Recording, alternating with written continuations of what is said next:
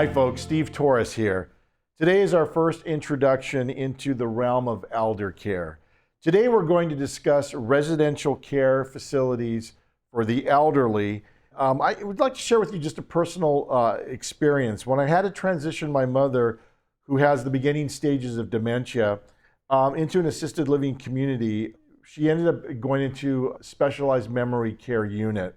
The thing of it was navigating through the transition process was not easy. As a matter of fact, it was very overwhelming. So what I learned through this process was that we really needed an advocate who specialized in assisting families through this entire process. And had I known that there were people like this who existed, it would have made my search a lot more easier and my experience a lot more pleasant. So let's get a little bit more into elder care and what it means.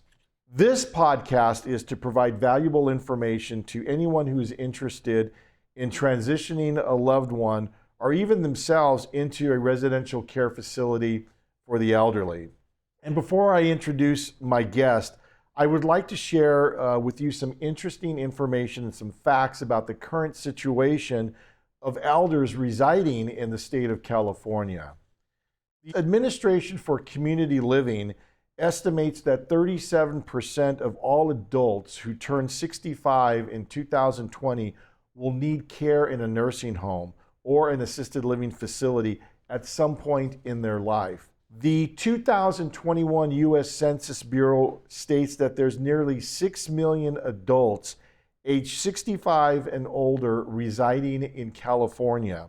And the California Department of Finance projects that this population will grow over 8.7 million by the year 2030. And according to Genworth's 2023 Cost of Care Survey, the average cost for assisted living in California is roughly about $6,250 per month.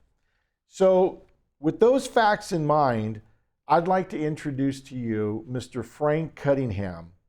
Frank is certified in residential care facilities for the elderly, which gives him a deep understanding of senior care facilities. He has over 13 years of experience. He is the founder of My Calling Inc. and works as an elder care consultant and placement specialist. Frank has spent many years in various management positions in corporate America. Most of his years were in the banking world, specifically credit unions. He has a degree in business administration and a master's in counseling psychology. He has a unique insight and understanding of families and their needs for elder care. So without further ado, I would like to welcome Mr. Frank Cunningham to our podcast. Thanks, Frank. Steve. Oh, yeah, Frank, good to see you here. Frank, your business title is Elder Care Consultant and Placement Specialist. What exactly do you do? What I do is when I get a client referral, the first thing I do is I do an assessment of the client's medical needs, geographical preferences, and what kind of a budget they have to move into a facility. Armed with that information, then, I go out and look for an appropriate facility to place the client in. And it's really beneficial to the person that I'm helping because I'm providing a personal service and it doesn't cost them any money. Okay, so just for clarification, what are the different types of assisted living communities that you work with? I work with independent living facilities. These are facilities that, as its name states, these folks are independent, don't need any care. Okay. Then there's an assisted living facility. These are facilities that the client may need some care, not a lot. Residential boarding cares are for people that are sicker and need more and more help. Memory care is for folks that have Alzheimer's, dementia, Parkinson's. We have respite care, which is short-term care.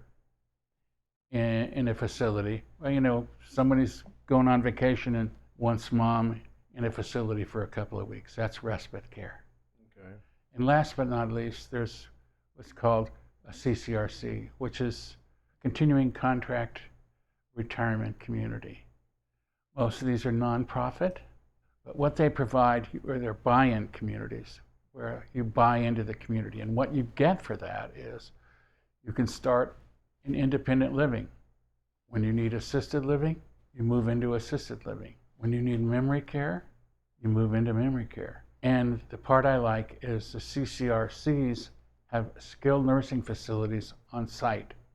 So if somebody goes to the hospital, needs an operation, the doctor says, you're going to go to this skilled nursing facility. The person that lives in the CCRC can say, no, I want to go to my skilled nursing facility on site where I live.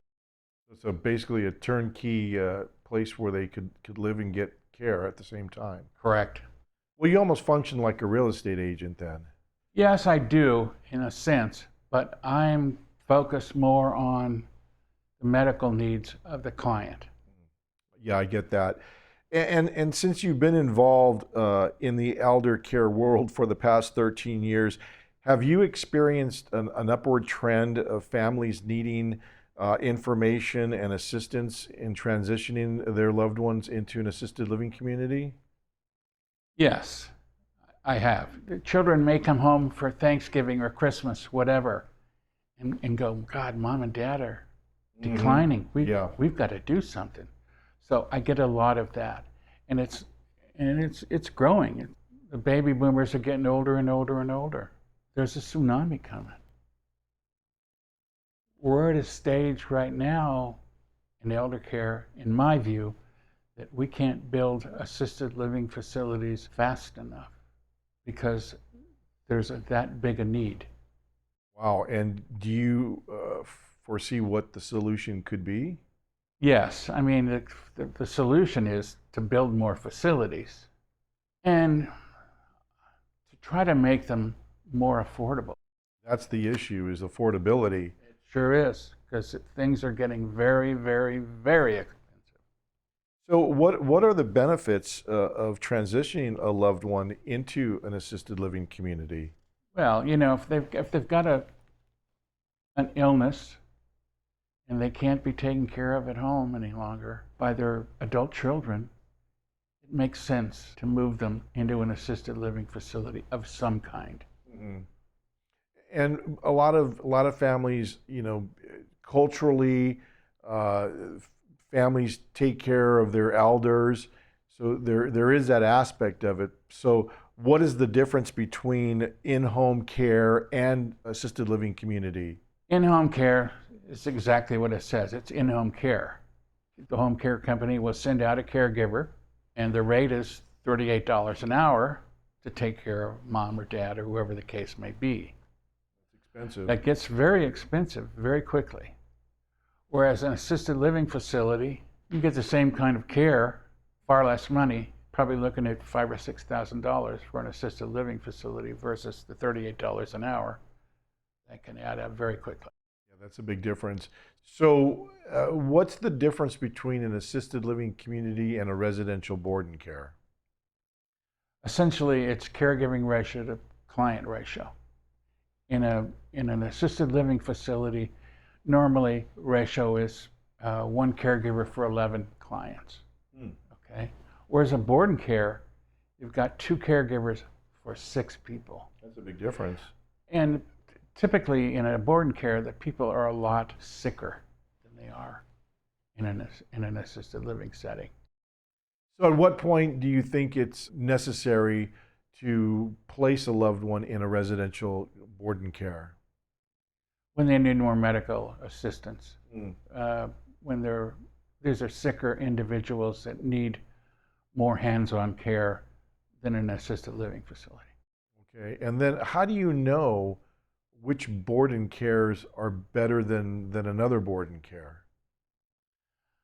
That's one advantage of having me do your research for you, is I have access to all the violation history, complaint history of all the facilities, whether they be assisted living, independent living, residential boarding cares, whatever. I have access to all that. So in my search for a facility for somebody, I'm looking at complaint history, violation history. If there's a lot of complaint history, a lot of violation history, I will not take my client to a place like that. You develop a pretty good relationship with your clients and your families to be able to convey that kind of information to them and be an advocate for them. So that's really why it's important to use an elder care specialist like you, right? Yeah, and like you said, I develop a personal relationship with my clients. So we get to know each other and what their likes and their dislikes are. That's what I do. It's a personal relationship I create. Yeah, and so when a client finally decides on a specific location, there must be numerous logistics that go into having that person transition to either residential boarding care or an assisted living community. Do you help them with those details? Yeah, I have a list of folks that I use for various and sundry. I'm also the president of MAPS, San Gabriel Valley, which is the Marketing and Admissions Professionals. Okay. I'm also on the board of directors of the Convalescent Age Society, which does free durable medical equipment. I also refer to folks such as movers. Mhm. If folks need to move from the home into the facility, I have movers that can do that for them. If they need home health, I've got home health resources. If they need medical transport, I can arrange for all of that. So I've got a wide network I refer to on an ongoing basis. Your years of being in the business has allowed you to create a pretty good network of resources that you can then turn over to your clients when they need the assistance. Absolutely. So, here's another question. What if you need to transition a couple into an assisted living facility? Can they go into the same facility and can they share the same room? How does that work? Yes and no. I mean, it depends on their medical condition. Sure, they can share a room if they don't need a lot of care. But if one needs a lot of care and the other one doesn't, that may make a difference. One would have to be in one room and the other one in another room, different parts of the facility. For example, my situation. My wife has Alzheimer's. Okay. I was ill a couple of years ago, almost passed away. And as a result of that, I live in the assisted living part of the facility. My wife lives in the memory care. We don't live together, but we're in the same facility. Okay, well, I mean, clearly there's a lot of critical things to consider when a family or a senior needs to be transitioned into an assisted living community or residential boarding care. It's even clearer now that anyone that interested in transitioning a loved one, they should really consider contacting a consultant as yourself because you function pretty much as an advocate for them in many different ways. And as I mentioned earlier, you're almost act like a real estate agent, but a real estate agent gets paid a commission by either the seller or the buyer or by both. How do you get paid? That's the beauty of what I do. Because when I place somebody, the client pays nothing to me. I get paid by the facility for bringing them the referral. That's how I get paid.